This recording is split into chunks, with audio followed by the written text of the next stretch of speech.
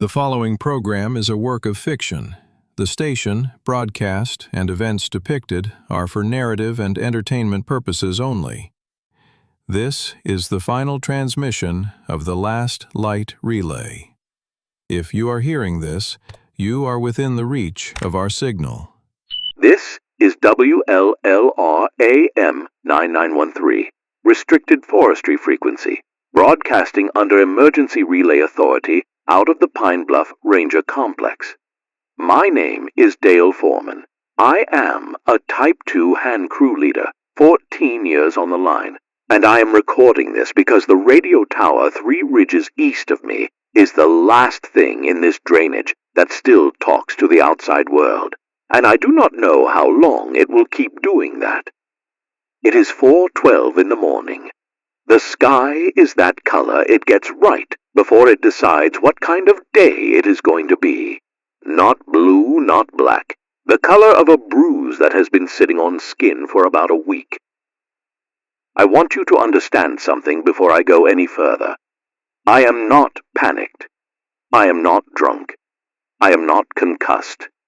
I have a working compass, a working GPS, a working sat phone that will not hold a signal for longer than 9 seconds at a time, and a handheld VHF that the relay tower is, for some reason, still accepting.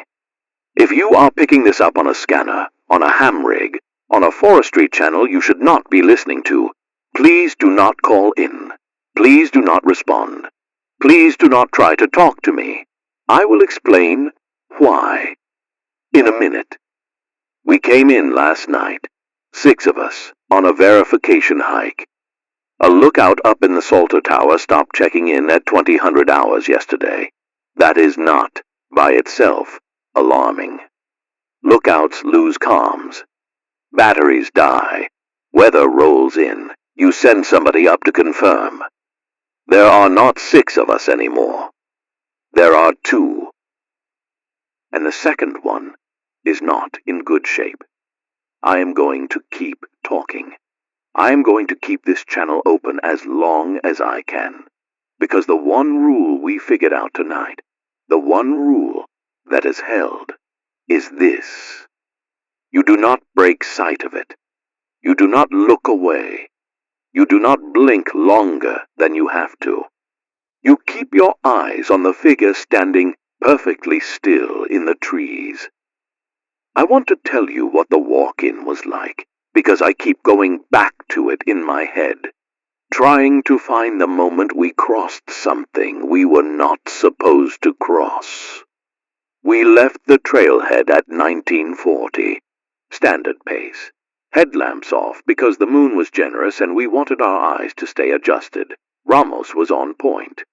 Behind him, Keene, then Lynn, Whitford, me, and Ackers on tail. We were not loud. We were not joking. A missed lookout check is not a joke, but we were not afraid either. We were a crew. We had drinking water and dry socks and a job. The forest up there is mostly lodgepole and subalpine fir, tight stands, the kind of trees that grow so close together their lower branches die from lack of light. So you get this strange skirt of dead twigs at chest height for the first 20 feet, and then green starts again above. It makes the understory feel like a hallway. You walk between walls of brown sticks under a ceiling of black needles. About 40 minutes in, Ramos stopped. He did not say anything. He just stopped and put his hand up, palm flat, the way you do when you want the people behind you to freeze without speaking. We froze. He pointed off the trail, to the left, into the trees. I leaned, and I followed his finger, and I saw what he saw. I am going to describe it once, slowly, and then I am not going to describe it again unless I have to. There was a figure in the trees. It was about 30 yards off the trail, standing between 2 lodgepoles.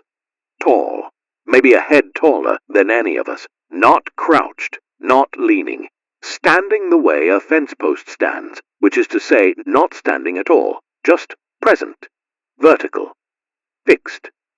It was the shape of a man, more or less. 2 arms, 2 legs, a head set on shoulders. But it was wrong in the way that mannequins are wrong, where every proportion is technically correct and the whole still reads as not alive. Its arms hung straight down. Its feet were planted flat. Its face, if you can call it a face, was turned toward us. I could not see eyes. I could not see a mouth. I could see a pale, smooth surface where a face should be, and a suggestion of features that my brain kept trying to assemble and kept failing to finish. Ramos did not lower his hand. He did not turn his head. He said very quietly, without moving his jaw much, "Nobody look away." That was the rule. He said it before we knew it was a rule. He said it the way a person says, "Watch the stove when there is a child in the kitchen." Automatic. Absolute. We stood there, the 6 of us, on a moonlit trail in the Pinebluff backcountry, staring at a thing in the trees that was staring back at nothing in particular, and at all of us at once. Nothing happened. We watched it for what I would later, comparing notes with Akers, agree was about 6 minutes. It did not move. Then Keene, who was second in line, asked the question that started everything. Did it just get closer? Here is what I know now that I did not know then. It moves when you are not looking at it, not when you blink. Blinks are too short. It moves when your gaze leaves it, when you turn your head, when you look down at the ground to check your footing, when you glance at your watch, when you reach for the radio on your chest and your eyes drop, even for a second, to find the button. In that second, it covers ground. Not a lot, the first time. Maybe 2 feet, maybe 3. Enough that Keene noticed, and not enough that any of us could swear to it. So we did the thing humans do, which is we tested. Ramos said, "On 3, everybody close their eyes for 1 second, just 1, then open." We did. When we opened our eyes, the figure was 4 feet closer. It had not made a sound. There were dry needles on the ground between the trees. There were broken twigs. A deer cannot cross that ground without a crackle. This thing had crossed 4 feet of it in 1 second, in total silence, and was now standing in a slightly different gap between trees, in exactly the same posture, with exactly the same not face turned toward us. That was when Ramos said the second sentence that has kept me alive. We do not run. We do not turn our backs. We walk out the way we walked in, eyes on it, always. And for about an hour, that worked. I am telling you all of this on an open channel because the relay tower at Salter is, against everything I understand about radio, still transmitting. I am also telling you this because I made it back to the ranger complex about 40 minutes ago, and there is no one here. The trucks are here. The lights are on. The coffee in the break room is still warm. The duty log on the desk has an entry from 2300 last night, in Mara Ellsworth's handwriting, that just says, "Hand crew did not check in. Going to verify." Mara is 61 years old. She is a dispatcher. She does not go verify. She calls people who go verify. She calls me. She did not call me. I do not know where she is. I do not know where the night shift is. I do not know where the 2 engine crews that should have been parked in Bay 3 are, although I can see the oil stains on the concrete where they sit, so I know they were here recently. I am sitting in the dispatch office now. Akers is in the chair across from me. He is breathing. He is not talking. There is a dressing on his left thigh, that I put on him about an hour and a half ago, and I do not want to lift it to check, because last time I lifted it, the wound was cold to the touch, and wounds are not supposed to be cold. The window of the dispatch office faces the parking lot. Beyond the parking lot, the tree line. I have not looked out that window in 11 minutes. I am about to. I want a witness when I do. Okay, I looked. The tree line is where the tree line was. That is the first thing I want to say, because part of me has been afraid since we got back that the trees had moved closer to the building. They have not. The asphalt is the asphalt. The flagpole is the flagpole. The flag is at half-mast, which I had not noticed before, and I do not know who put it there, and I am going to set that aside because I cannot afford to chase every wrong detail right now. There is no figure in the trees that I can see from this window. That is not comforting. That means it is somewhere I cannot see it, which means somebody, somewhere, is failing to look at it, which means it is moving. Let me back up. We walked out of the high country with our eyes on it, all 6 of us. We had a system. 2 people watched it directly at all times. The other 4 watched the trail, the footing, the map, the radio. Every 2 minutes, we rotated. The 2 who had been watching it would close their eyes, count to 3, and the next 2 would already have their eyes locked on, so the chain of sight never broke. It worked. For a while. The first thing that went wrong was Lynn. Lynn was 24, new to the crew, strong climber, decent navigator, quiet. She was on watch with Whitford when we came down through the deadfall on the north side of Salter Ridge. Deadfall is bad ground. You cannot keep your eyes up the whole time. You will break an ankle. You will fall on a snag and impale your stomach. You have to look down. The rule we had built was that the watchers did not look down. The walkers guided the watchers. You held the watcher by the elbow. You told them where to step. You became their feet. It is a slow way to move. We did not have time to be slow. Whitford slipped first. It was nothing. It was a wet log. He went down on one knee, swore once, and stood back up. His eyes never left the figure. He was good. He was a 14-year guy like me, and he understood, on an animal level, what we were doing. But when he went down, the man guiding him, which was Ramos, instinctively looked at him, not at his face, at his knee, to check if it was broken, to check if we were about to have a casualty. Ramos looked away from the figure for less than a second. I was watching with Lynn. Both of us were locked on. I saw it happen in our peripheral vision. We did not turn our heads. We did not break sight. But the figure moved anyway. That is the part I have been turning over in my head for the last 3 hours, because it should not have. The rule, as we understood it, was that as long as somebody had eyes on it, it was frozen. 2 of us had eyes on it. It still moved. It moved about 10 feet. Closer. Sideways. It was now between 2 different trees, slightly to our right, slightly closer to the trail. Lynn made a sound. Just a small one, a breath-catching. I said very quietly, "Stay on it, stay on it, stay on it." And here is the thing I did not understand until later.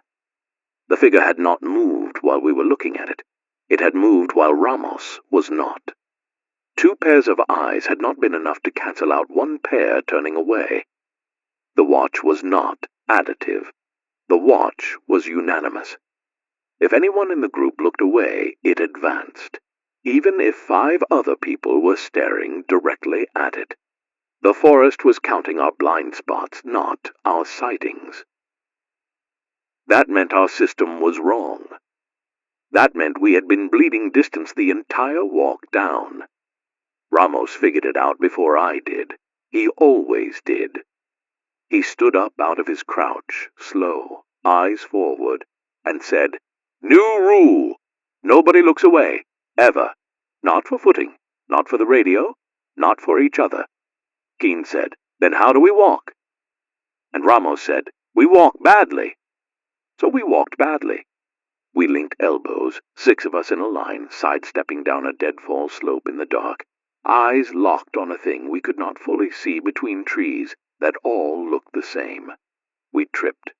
We went down. We got up. When somebody went down, the rest of the line absorbed it, because the rest of the line did not turn to look.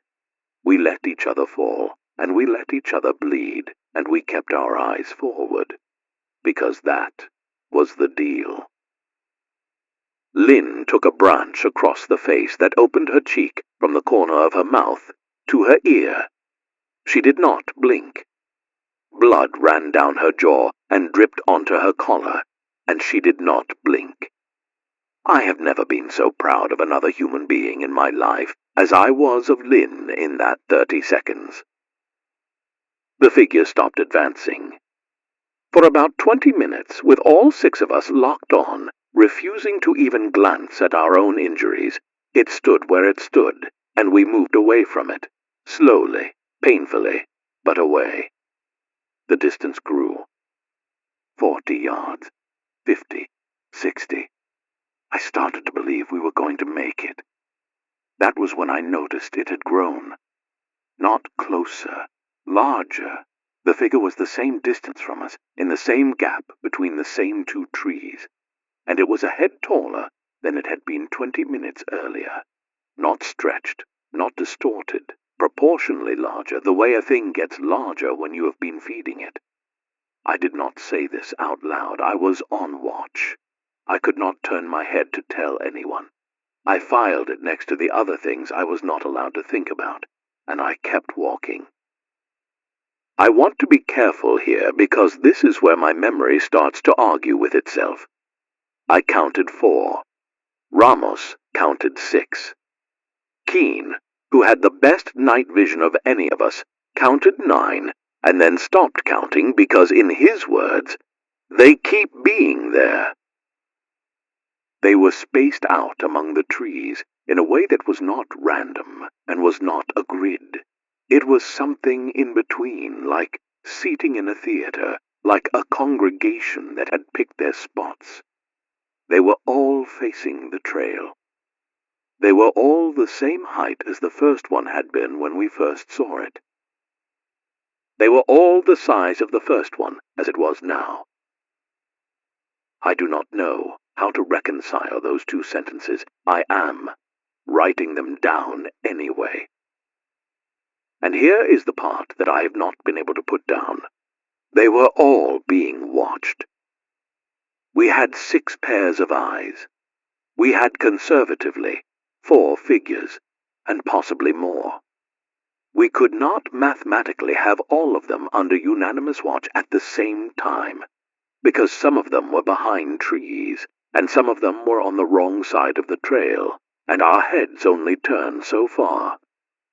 We should have been overrun. We were not. They stood. They did not advance. We sidestepped through them, this slow human centipede with linked elbows, and they led us. It was Akers, on the tail of the line, who said the thing that I have been trying not to think about. They are not waiting on us. They are waiting on something else. I asked him, what?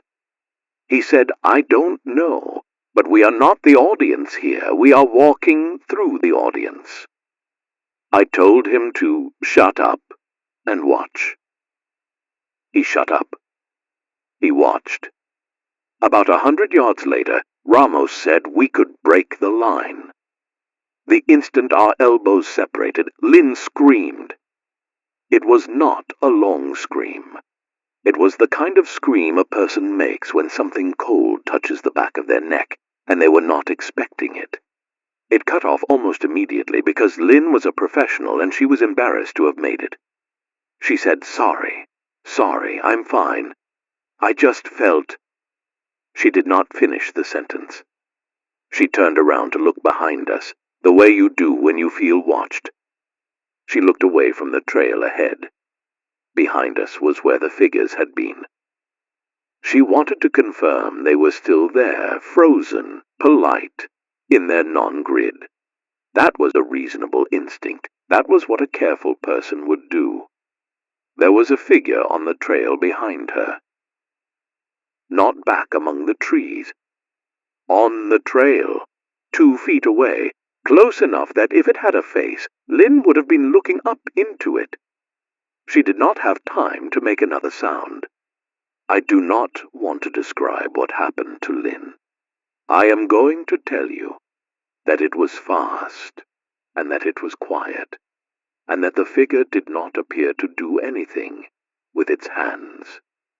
Lynn simply stopped being a person who was standing on the trail and became a shape on the ground that was the wrong size to be her, and the figure was no longer where it had been, and was instead standing about 10 feet further down the trail, facing us. It still had no face. It had Lynn's headlamp.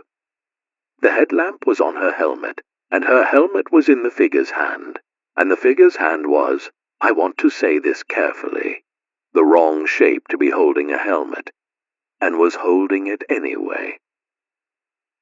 Ramos said, "Eyes up, eyes up, eyes up." We put our eyes up. We left Lynn.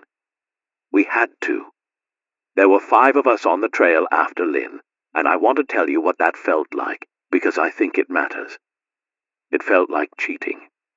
It felt like we had paid a price we had not agreed to pay, and the forest had accepted the payment, and the transaction was now closed, and we were free to keep walking. Nobody said that. Nobody would ever say that.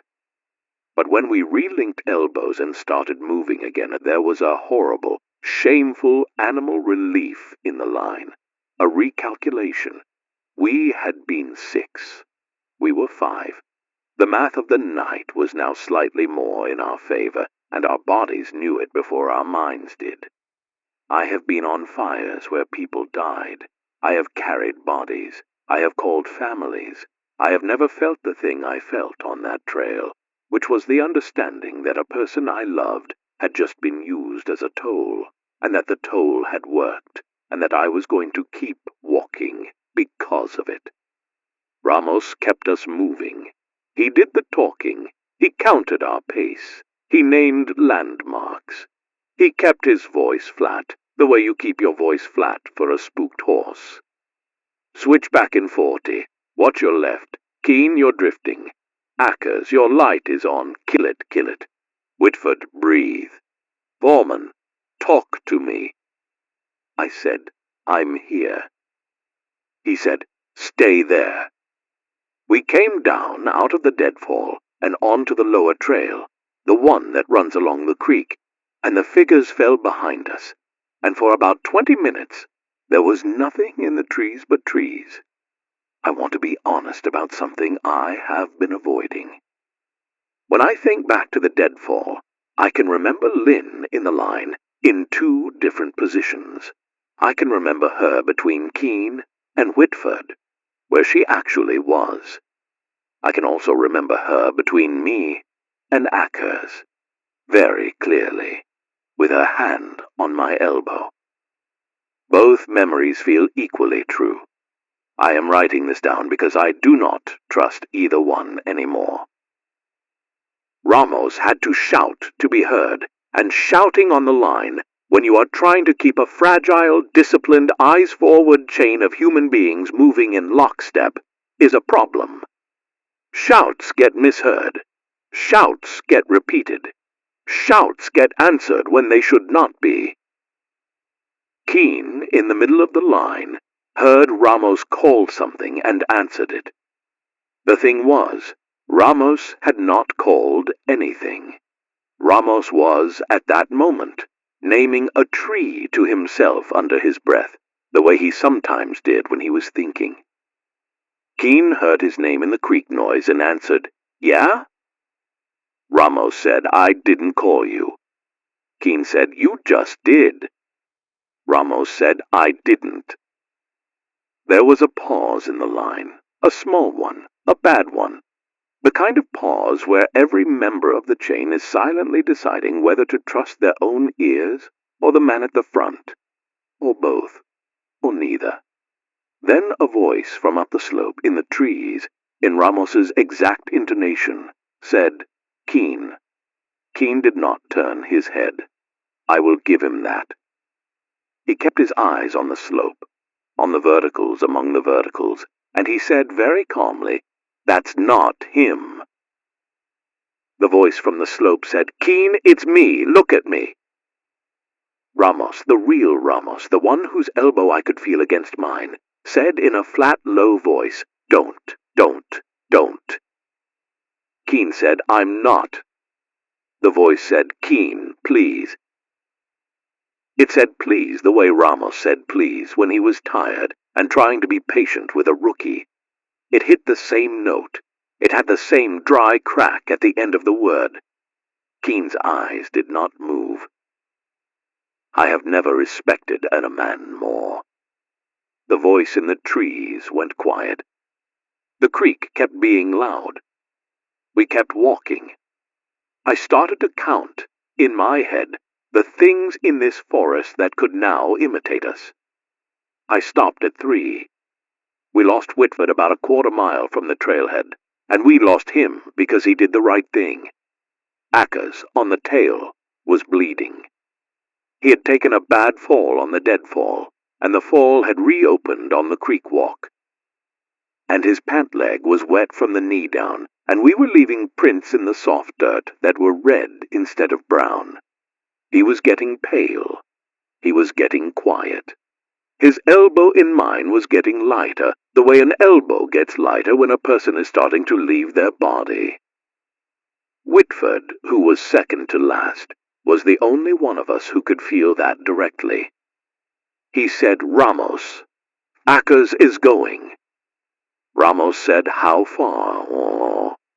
Whitford said, "Now, he's going now, I have to look at him." There was a silence in the line that was not the creek. Ramos said, "If you look at him, you look away from the slope." Whitford said, "I know." Ramos said, "If you look away from the slope, something on the slope moves."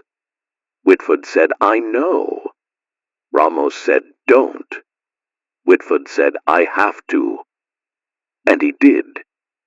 He turned his head slowly, deliberately, the way a man turns his head when he has decided what he is doing and does not want anyone else to argue with him about it.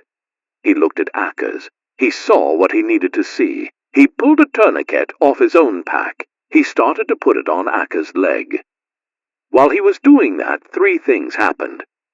The first was that Akers stopped going. The tourniquet caught the bleed. His elbow got heavier in mine. He came back into his body a little. The second was that something moved on the slope. I did not see what. I did not look. I felt the shift of air, the way you feel a truck pass on a dark road. The third was that when Whitford finished tying the tourniquet and turned his head back to the slope, he said very quietly, "Oh." Then he was not in the line anymore. I'm going to say this once. We did not see what took Whitford. We felt it. We felt the line jolt. We felt Akers stagger because Whitford had been holding him up. We felt the air change. We did not look. Ramos said, "Keep moving, keep moving, keep moving!" We kept moving. Behind us, on the trail, Whitford said very clearly in his own voice, guys, wait, I'm okay, wait." Ramos said, "That's not him." Akers, who was almost out on his feet, said, "It sounds like him." Ramos said, "I know, that's not him." The voice behind us said, "Dale, Dale, please, don't leave me." That one was for me. Whitford and I had been on the same crew for 9 years. He was the godfather of my daughter. He had a specific way of saying my name, with a soft D, almost a TH, the way his mother had said it because she was from outside Boston. The voice on the trail said it correctly. I did not turn around. I want to be very clear about that, because I have been turning it over in my head for the last few hours, and I want it on the record. I did not turn around. I kept my eyes on the slope. I kept walking. I am not proud of that. I am not ashamed of that. It is just what happened. The voice tried 3 more times. It used my full name. It used my call sign. It used, the last time, a phrase only Whitford knew, which I am not going to repeat, because saying it on this channel feels like an invitation, and because I am no longer sure whether Whitford ever said it to me, or whether the forest is the only place I have ever heard it. We walked out of the creek section. We were 4.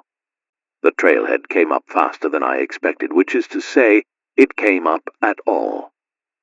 There was a moment, about 200 yards out, when I genuinely did not believe it was going to be there. I thought we would walk all night, that the trail had become a circle, that the forest had folded in on itself the way it folds in on itself in dreams. The trailhead was there. Our trucks were there. The gravel lot was there. The information board with its laminated map was there. The brown sign that said Pinebluff National Forest Salter Tower Trail 4.2 miles was there. There were also 4 figures in the trees on the far side of the lot. They were standing in the same posture, same knot faces. They were, as far as I could tell without breaking gaze, exactly 4. 1 for each of us. Ramos saw them. He did not stop walking. He said, "Trucks, now, doors closed, eyes on the trees. Foreman, you and Ackers in your truck, Keen, with me." We crossed the lot sideways, like crabs. 4 people with elbows linked and eyes locked on 4 figures who were not moving and who, I was starting to understand, did not need to. The trucks were 10 yards away. We had to break the line to get into them. Ramos counted us down. "On 3, doors. Don't look away until your hand is on the handle. Then you can look. Then only at the door. Get in. Close it. Eyes back up immediately. 1, 2, 3. We broke. I got Ackers into the passenger seat of my truck. I got into the driver's seat. I slammed my door. I looked back up. 3 figures. There had been 4. I looked at the other truck. Ramos was inside. Keen was not. The driver's side door of Ramos's truck was open. There was a 4th figure standing next to it. It was wearing Keen's helmet, and it had grown again. Ramos got out of his truck.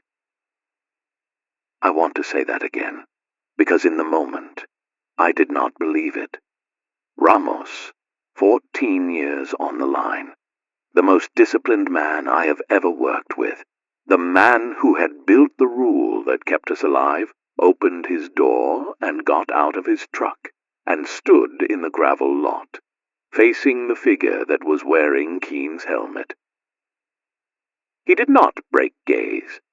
He raised his radio. He keyed it. He said on the open channel, "Foreman, drive, take Ackers, drive to the complex. Do not stop. Do not look in your mirrors. Do not look back." I keyed my radio. I said, "Ramos." He said, "Drive." I said, "Ramos, get in the truck." He said, "I'm going to keep this one looking at me. The other 3 are going to follow you down the road if I don't. Drive." I said, "Ramos, please." He said, "Foreman." The thing about these, they are made of how long we look at them. The longer I hold this one, the bigger it gets, and the slower the others move. Drive. I said, "What?" He said, "Drive, Dale. I figured it out. It is not mimicry. It is collection. They are made of what we give them. Go." I drove. I want to tell you what it is like to drive away from a friend who is standing in a parking lot, refusing to blink, while a thing in a stolen helmet stands 4 feet from him. It is like nothing. It is like driving. Your hands work, your foot works, the truck rolls, the gravel crunches, the tree line slides past your peripheral vision, and you do not look at it, because you are afraid of what is in it. Ackers in the passenger seat said, "Don't look in the mirror." I said, "I won't." He said, "Don't." I said, "I won't." I did not. I pulled into the Pinebluff Ranger Complex at 03:11. The dashboard clock said so. I remember looking at the dashboard clock because it was the only thing in the truck I would let my eyes go to that was not the road ahead of me. The complex was lit, floodlights on, the main building, the dispatch building, the equipment bays, all of it bright, all of it normal. There were no people. I will say that again because it took me a while to believe it. There were no people. The parking lot had 4 trucks in it and 1 engine and the Ranger SUV and Mara's little red Subaru. But there were no people in any of them, and there were no people inside any of the lit buildings that I could see. I sat in the truck for a full minute with the engine running, watching the front door of dispatch. I waited for somebody to come out. Nobody came out. Ackers said, "Inside, get me inside." I got him inside. I want you to picture this. A lit building, coffee on the warmer, radios on, the duty log open on the desk, with Mara's pen sitting next to it uncapped, the way a person leaves a pen when they intend to come right back. The big wall map with its colored pins, the fan turning slowly in the corner, every sign of recent human presence. No humans. I got Ackers into Mara's chair. I closed the door behind us. I locked it, which was a stupid thing to do, because the lock on a dispatch door is not a real lock. It is a courtesy, but I locked it anyway. I went to the window. I looked at the tree line. There was nothing in it. I keyed Ramos on the radio. He did not answer. I keyed him again. He did not answer. I sat down at Mara's desk. I started this recording. I have been recording for, let me check, 47 minutes now. The relay tower at Salter is still pushing my signal, which I have stopped trying to understand. The sat phone is useless. The landline on Mara's desk has a dial tone, but every number I dial rings 4 times and goes to a recording that says, "We are unable to complete your call at this time," in a voice I do not recognize as either the regional dispatchers or any standard automated system. I have done a walk of the complex. Ackers stayed in the office, with the door locked from the inside, with strict instructions not to open it for anything, including me, unless I gave a specific code phrase that I am not going to say on this recording, in case something is listening that should not be. The complex has 11 rooms. I checked all of them, with the lights on, with my eyes wide open, doing a slow visual sweep before entering each one. The break room had a half-eaten sandwich on the table and a paperback open face down next to it. The book was a romance novel, Mara's. She read them on slow nights and pretended she didn't. The bunk room had 2 beds with the covers thrown back and 1 bed still made. The locker room had a shower running. Cold. I turned it off. There was a photograph taped inside the locker next to it. Group shot, last year's crew. I am in the photograph. I am standing at the back, where I always stand. In the photograph, I am not looking at the camera. I am looking off, into the trees behind the photographer. at something between two pines. I do not remember looking at anything in that photograph. I remember posing. I remember the photographer counting down. I am looking at something in the trees in that photograph, and I do not remember it being there when it was taken. I left the photograph in the locker. I did not look at it again. I am sitting back at Mara's desk now. I brought a yellow legal pad with me from the supervisor's office. There was a note on it in block letters, in handwriting I do not recognize. It said, "They are walking down out of the high country. Do not look at them. Do not let them inside. Do not let them be looked at." I am reading the last line again, because I missed it the first time. And now, I cannot unsee it. Do not let them be looked at. That is a different sentence than do not look at them. It is doing different work. It is asking me to prevent other people from looking at them. It is treating the figures as something that grows from being seen, the way a fire grows from being given air. The pen used to write the note is on the desk. It is a black ballpoint. It is capped. The cap is on correctly. The pen has been put down by someone careful. The front door's electronic log has no entries between 23:14, when Mara badged out, and 03:11, when I badged in. Nobody came in. Nobody left. Somebody wrote the note. I want to address something directly. The simplest explanation is that Mara wrote the note before she badged out. That her badge out at 23:14 was the moment she went up to verify, which is what her own duty log says. I want to believe that. I do not believe it. Mara did not write in block letters. I looked at the duty log entry, the one that says, "Hand crew did not check in, going to verify." It is in cursive. It is in her cursive. The handwriting on the legal pad is not. Somebody else wrote the warning. Somebody else was in this office tonight. Somebody who knew the rule better than we did. I just looked out the window again. There is a figure in the parking lot. I want to be calm about this. I want to describe it the way I described the first one, because that is the discipline. And the discipline is what has kept me breathing. It is standing between two of the parked trucks. Not behind them. Between. In the gap. Tall, same posture, arms straight down, feet planted, face turned toward the dispatch building.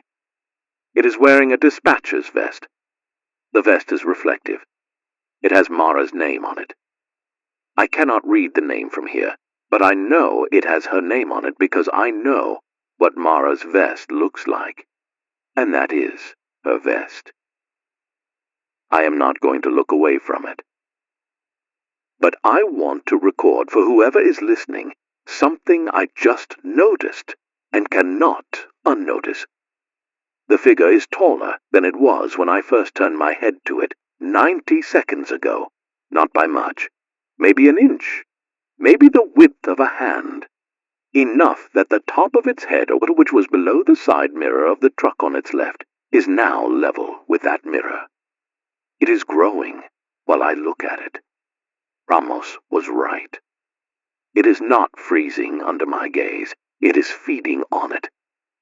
And the longer I hold it, the larger it gets, and the more of me I think it becomes made of.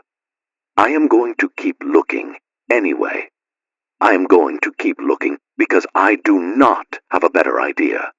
And because if I look away, the smaller ones, the ones I cannot see, the ones that are somewhere else in this complex, will move. The figure in the parking lot has not moved. It will not move. Not while I am looking at it. I am looking at it. I am looking at it. I am looking at it. I have been looking at the figure in the parking lot for 1 hour and 4 minutes.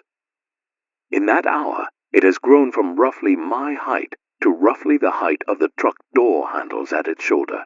Slowly, so slowly that if I had not been measuring it against the side mirror of the Ford on its left, I would not have believed it. But the side mirror does not lie. The figure is now level with the mirror at its waist, and it was at its hip an hour ago. It is being made out of the time I am giving it. I want to say something else, and I want to say it carefully, because I am about to do the thing I have been avoiding, which is to look away, briefly, on purpose to test what I think that I have figured out. I am going to glance at my watch. I will not turn my head. I will not move my eyes far. I will drop them, for a count of 1, to my left wrist, and then return them to the figure, counting 1. Back.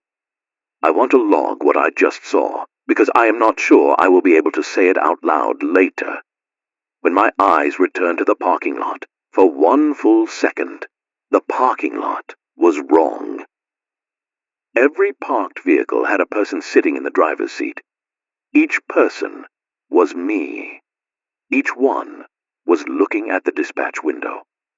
Each one had the same expression, which was the expression I am wearing right now, which is the expression of a man holding his eyes open against something he does not want to see. Each one was perfectly still. The figure between the trucks was still there, still wearing Mara's vest, but now it was one of, I want to say, 15 things looking at this window, and 14 of them were me. Then I blinked. Then it was the parking lot again.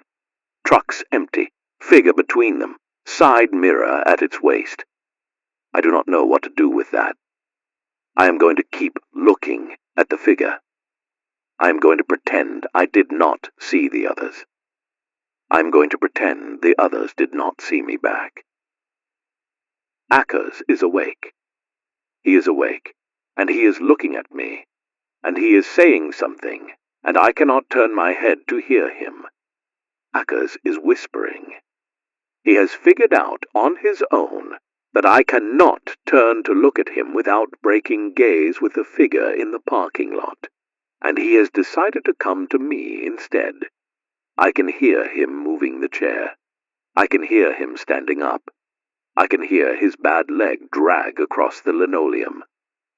He is now, I think, a few feet behind me, slightly to my right, where I can almost see him in my peripheral vision, but not quite. He says, "Dale, I'm going to talk.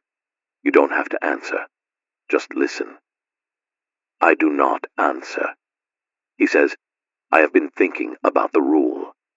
I want to say something about it, and I want you to hear it, in case I am right. I think Ramos was halfway there. He said they are made of how long we look at them. He was right. He just did not finish the sentence.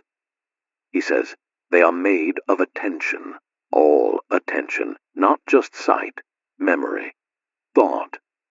The hours we are going to spend telling this story to other people. Every time someone listens to this recording, every time someone closes their eyes tonight and pictures one of them between 2 trees, that is what they eat. That is what they are." He says, "Dale, I have been picturing them since the deadfall. I have not stopped. I cannot stop. And I think, while I have been sitting here behind you, the one in the parking lot has been getting bigger because of me, not because of you." He says, "I think I should stop being able to picture them." I do not answer. He says, "Dale, I am going to close my eyes. I am going to try to think about something else. I am going to try to think about my kid. I am going to try to think about anything except the trees. If I can do that, the one outside might stop growing." He says, "If it stops growing, you will know." I do not turn around. I do not close my eyes. I keep my watch. Behind me, Akers takes the long, slow breath of a person going underwater and stops talking. The figure in the parking lot, I want to log this, does not stop growing. Here is what I am thinking, in case anyone is listening, in case this matters later. Akers might be right. The figures might not just want eyes. They might want any form of attention at all. Memory, imagination, thought. The rule we built in the deadfall, do not look away, might have been the worst possible rule, because looking is the slowest, most disciplined, most controlled form of attention a person can give. It is a faucet you can almost close. Imagination is a faucet you cannot close. The instant you tell a person not to think about a tall figure standing between two trees, they think about a tall figure standing between two trees. Which means this recording is doing it. Which means every person listening to my voice right now is at this moment picturing the thing in the parking lot. Some of you are picturing it taller than I described it. Some of you are giving it a face I did not give it. Some of you are placing it in a forest that is not mine. A forest behind your house. A forest from your childhood. A tree line you can see from your kitchen window. I am sorry. I did not understand what this transmission was when I started it. I thought I was warning you. I think I am feeding it. I am going to keep talking anyway, because the alternative is silence, and I am no longer certain that silence helps. The figure in the parking lot has grown by the height of a truck mirror in 1 hour, and Akers, behind me, has been silent for 90 seconds, and the figure has not slowed. It is not just Akers feeding it. It is not just me. It is everyone listening. I am going to make a choice. I am going to keep looking at it directly, because direct looking is the form of attention I can throttle. I can hold it steady. I can refuse to let it grow into a story.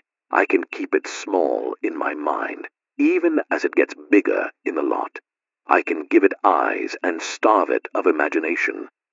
That is the only thing I have left. If I am wrong, I am wrong, with my eyes open. Ramos kept his eyes on it. Lynn kept her eyes on it while her face was bleeding. I am going to keep mine on it now. I heard Akers close his eyes. For a long time, nothing happened. The figure in the parking lot did not move. I did not move. The fluorescents kept humming a note they had not been humming when I came in. The fan kept turning slow. Outside, the bruised sky started to get lighter at the edges, the way it does an hour before dawn. Then, very softly, behind me, I heard Akers start to breathe differently. It was not a struggle. It was not a fight. It was the breathing of a person who is falling asleep, except that I knew, because I knew Akers, that he was not falling asleep. His breathing got slower, and slower, and slower, and then there was a long pause, and then there was one more breath, and then there was nothing. I did not turn around. I want to tell you why, because it matters. I did not turn around because if I turned around, I would see whether Akers was still there, and if he was still there, I would see what had happened to him, and if he was not still there, I would see what was in his place. Either way, I would have looked away from the figure in the parking lot, and the figure in the parking lot would have moved, and whatever rule was real, that one was real enough that I was not going to test it with the last living person in this room. I kept my eyes on the figure. I want to add something to the record that I do not know how to add. While my eyes were on the figure, I heard very clearly my own voice behind me, in the chair where Akers had been sitting, say, Dale, I figured it out. Open your eyes. Look at me. I am the one with my eyes open. I have not closed them.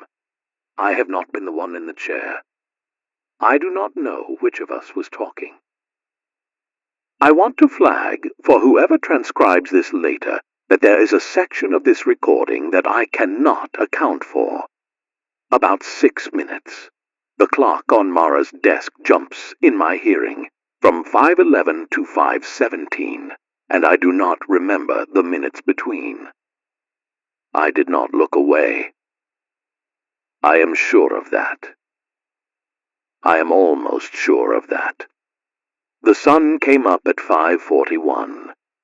I know that because the dashboard clock on Mara's desk, which is a little battery clock she keeps next to her pen cup, said 5:41 when the first real light hit the parking lot. The figure in the parking lot, when the real light hit it, was Mara. I want to be careful here. It was Mara's body. It was Mara's vest, with her granddaughter's cardinal on the chest. It was Mara's hair, gray and short and pushed behind her ears. It was Mara's face, slack, eyes open, looking at the dispatch window, looking specifically at me. She was not breathing. She was 12 feet tall. I am writing that down because I want it on the record, and because if I do not write it down, I will let myself believe later that I imagined it. She was 12 feet tall. The truck on her left came up to her thigh. The truck on her right came up to her thigh. Her vest, the one with the cardinal patch, fit her, which is the part I am still unable to think about. The vest had grown with her. The patch had grown with her. The cardinal her granddaughter sewed was the size of a real cardinal now. She was made out of every minute I had spent looking at her. I did this. The thing in the chair behind me, in Acker's voice, said, "Dale, look at me." I keyed the radio. I said, "If anyone is listening, the figures are made of attention. They grow from being looked at. They grow from being thought about. They grow from being remembered. The longer you keep one in your head, the more of it there is in the world. If you have been listening to this transmission, you have been making one. I am sorry. I did not know." I said, "Stop picturing them. Stop describing them to other people. Forget what I said about the trees. Forget what they look like. Forget my voice." I said, "Mara, I am so sorry." I said, "I am going to stop looking now. I am going to give it nothing. I am going to give you nothing. If this works, the one in the lot will stop. If it does not, I will have given it the last thing I have, which is the act of closing my eyes on purpose." I closed my eyes. With my eyes closed, the office was very quiet. The fan had stopped. I had not heard it stop. The fluorescents were not humming anymore. The clock on Mara's desk was not ticking, although I had not been aware while my eyes were open that it had been ticking at all. I want to break format here for a second because I do not know how else to log what happened next. The recording, the one you are listening to, includes a description of the parking lot that I gave with my eyes closed. I described the 12-foot figure walking on bare feet across the asphalt and onto the access road. I described 14 smaller figures emerging from inside 14 of the parked vehicles, including my own truck, and falling into step behind her in a loose column. I described the way the column did not cast shadows, even though the sun was now fully up. I do not remember saying any of that. My eyes were closed. I am listening to this section now, 6 weeks later, on a tape I have been allowed to keep, and the voice describing the column is mine, and the details are correct in a way that they could not be if I had imagined them. because I have since seen satellite footage of the column leaving the complex, and the column has 14 smaller figures behind a tall one, and they are not casting shadows. I do not know how I described what I could not see. I want to put forward on the record the only theory I have, which is that by the time I closed my eyes, the figures were no longer entirely outside me. I'd given them enough attention that some of them were inside my head, looking out through it, and the part of me that was narrating into the radio was narrating from where they were standing, not from where I was sitting. I would like that theory to be wrong. I am keeping my eyes closed. The recording continues. Behind me, in the chair where Akers had been sitting, my own voice, very softly, said my name once, and then did not say anything else. About 10 minutes after I closed my eyes, the radio answered me. It was a woman's voice. I did not recognize it. It was steady. It was professional. It said WLLR AM 9913. This is Regional Dispatch, Sector 6. We are receiving. We have your transmission. Stay on this channel. I kept my eyes closed. I said, Sector 6, are you hearing my warning? She said, we are hearing your warning. We have begun protocol. We are advising the valley. Stay on this channel. I said, are you real? There was a pause. It was a long pause.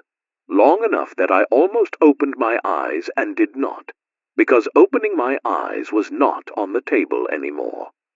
She said, I do not know how to answer that question in a way that you would be able to verify. I am going to tell you what I would tell anyone in your position. You should not trust this voice. You should not trust any voice that comes to you on a channel you can not see the source of. You should not open your eyes. You should keep your hands flat. You should keep talking. We will keep listening. That is all I can offer. I said, okay. She said, what is your name? I said, Dale Foreman, Type 2 Hand Crew Leader, Pinebluff Ranger Complex. She said, Dale, do you know what time it is? I said, 5-something. The sun came up. She said, it is 6:14 in the morning. You have been on this channel since 03:25. I said, that is not right. I started recording at 4:12. I logged it. I logged the station ID. She said, Dale, there is no 4:12 segment in this transmission. We have the entire recording. It begins at 03:25, with you describing a figure in a parking lot. There is no walk down from the mountain. There is no crew. There is only you in the office narrating the parking lot. I said, that is not right. She said, it is what we have. She said, keep your eyes closed, Dale. Keep talking. Whatever you remember from before 03:25, keep it in your head. Do not describe it again on this channel. We are with you. I kept my eyes closed. I kept talking. I did not describe the crew. I am going to be honest about the 40 minutes. I do not remember most of them. I remember talking. I remember describing the sounds in the office. I remember the woman on the radio saying my name at regular intervals. The way you say a child's name in a dark room to remind them you are there. I remember the thing behind me, trying twice more to be Akers, and then trying once to be my daughter, which I will not describe because I do not want to remember it, and because if I describe it, I will remember it, and if I remember it, I will give it the thing it wants. I kept my eyes closed. The footsteps in the parking lot stopped, eventually. I do not know if that was because the column had walked past, or because the column had stopped being interested in this building, or because my hearing had given up. At some point, I became aware of engines. Real engines. Trucks. Several. They came up the access road slowly, without sirens, and they stopped in the lot, and doors opened, and boots crossed gravel. A voice at the dispatch door said, "Cardinal Patch!" I said, "Cardinal Patch." The door opened. Hands took my shoulders. A voice, a man's voice, said, "Eyes closed, keep them closed. We are going to walk you out. There is a hood. I am going to put it on you. Do not resist. Do you understand?" I said, "Yes." He put the hood on me. He walked me out of the office. I do not know what I walked past.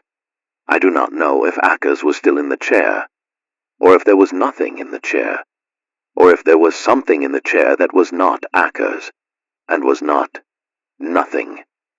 I want to log one thing from the walk to the vehicle, because I have not been able to stop thinking about it. As I was being led across the gravel with the hood on, eyes closed under the hood, I heard very clearly 14 sets of footsteps walking in step with me, not behind me, beside me. 7 on each side, matching my pace exactly. The man holding my shoulders did not seem to hear them. I did not mention them. I was put in a vehicle. The vehicle drove. They took me to a facility I am not going to name. When they took the hood off, the room was dim. Soft light. No reflective surfaces. A woman sat across from me in a plain chair. She was the voice from the radio. I knew because she said Cardinal Patch, and I said Cardinal Patch, and she nodded, and we sat with that for a minute. She told me some things. She told me that the Pinebluff event was not the first. She told me there had been others in other forests, in other decades, and that the protocol I had stumbled into had been written by the survivors of those events, and that the protocol's first and only real instruction was the one I had figured out at the end.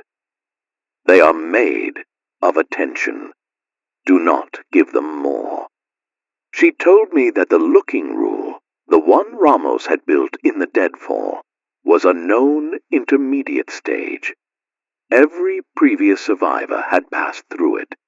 Every previous survivor had figured out at some point that looking was feeding. Some of them had figured it out in the deadfall. Some of them had figured it out at the trailhead. Some of them had figured it out, like me, in a dispatch office at 5:41 in the morning, with the sun coming up on something they had built without meaning to. She told me that the warning I had broadcast on WLLR AM 9913 had reached the valley in time. The town had been evacuated. The column had walked through an empty grocery store, an empty school, an empty diner, and had then, around mid-morning, simply stopped being there. For now. She also told me, gently, that there had been no crew. That dispatch records showed me badging in alone at 0311. That the Salter Tower lookout had checked in normally at 2000 hours and was, as of that morning, still alive and confused about why anyone had been sent to verify her. She told me my crew did not exist. I told her she was lying. She did not argue. I am recording this part 6 weeks later, in a different room, in a different state, in a chair that does not face any windows. I am still on medical leave. I have been doing what they told me to do. I have not described the figures to anyone. I have not pictured them on purpose. When my mind drifts toward the trees, I pull it back. When I dream of a parking lot, I wake myself up. I have been a careful tenant of my own head. It has not been enough. Last week, I went looking for Ramos. I have known him for 14 years. I have been to his house. I have eaten at his table. I drove to the address I had for him in a town 3 hours from mine, and a woman I had never seen before answered the door and told me kindly that no one by that name had ever lived there. I drove home. I looked through my phone. There are no messages from Ramos. There are no photos with Ramos in them. There is a group photo from last year's crew, the same one I saw taped inside a locker at the complex, and in that photo I am standing at the back, where I always stand, and I am alone in the frame. There is no Lynn, there is no Whitford, there is no Keene, there is no Ackers, there is no Ramos. I am looking in the photograph off into the trees behind the photographer at something between two pines. I do not remember looking at anything in that photograph. I am keeping this recording because it is the only place they exist now. Lynn's face when it bled, Ramos's voice in the deadfall, Whitford saying my name with the soft D, Keene refusing to turn his head, Ackers in the chair behind me, telling me to close my eyes. I am not going to listen to it again. I am going to put it somewhere safe and forget where I put it, because remembering is the door, and I am trying to keep the door closed. This is Dale Foreman, signing off. WLLR AM 9913 is dark. WLLR AM 9913 is waiting. Do not answer it if it calls. Do not picture the trees. Do not picture me.